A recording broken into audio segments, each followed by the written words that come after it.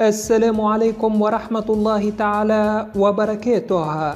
الرجاء الاشتراك في القناة مع تفعيل زر الجرس حتى يصلك كل جديدنا. جدول ترتيب الدوري السعودي بعد نهاية جميع مباريات الجولة الثامنة اليوم. انتهت اليوم جميع مباريات الجولة الثامنة من مسابقة الدوري السعودي. النتائج كانت على النحو التالي: النصر يفوز على نيوم ب3 أهداف مقابل هدف وحيد. الاتفاق يتعادل مع الشباب بهدف مقابل هدف. الأهلي يفوز على الاتحاد بهدف دون مقابل. الخليج يفوز على الحزم ب4 أهداف مقابل هدف وحيد. القادسية يفوز على الخلود ب4 أهداف دون مقابل.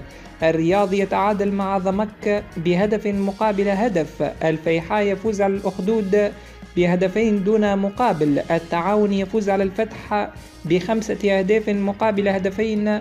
والهلال يفوز على النجم ب4 أهداف مقابل هدفين. ترتيب الدوري السعودي بعد نهاية جميع مباريات الجولة الثامنة اليوم: النصر في المركز الأول برصيد 24 نقطة. التعاون في المركز الثاني برصيد 21 نقطة. الهلال في المركز الثالث برصيد 20 نقطة. القادسية في المركز الرابع برصيد 17 نقطة. الأهلي في المركز الخامس برصيد 16 نقطة. الخليج في المركز السادس برصيد 14 نقطة. نيوم في المركز السابع برصيد 13 نقطة. الاتحاد في المركز الثامن برصيد 11 نقطة. الفيحاء في المركز التاسع برصيد 11 نقطة. الخلود في المركز العاشر برصيد 9 نقاط. الاتفاق في المركز الحادي عشر 9 نقاط. الرياض في المركز الثاني عشر 8 نقاط. الشباب في المركز الثالث عشر 7 نقاط. الحزم في المركز الرابع عشر 6 نقاط. الفتح في المركز الخامس عشر 5 نقاط.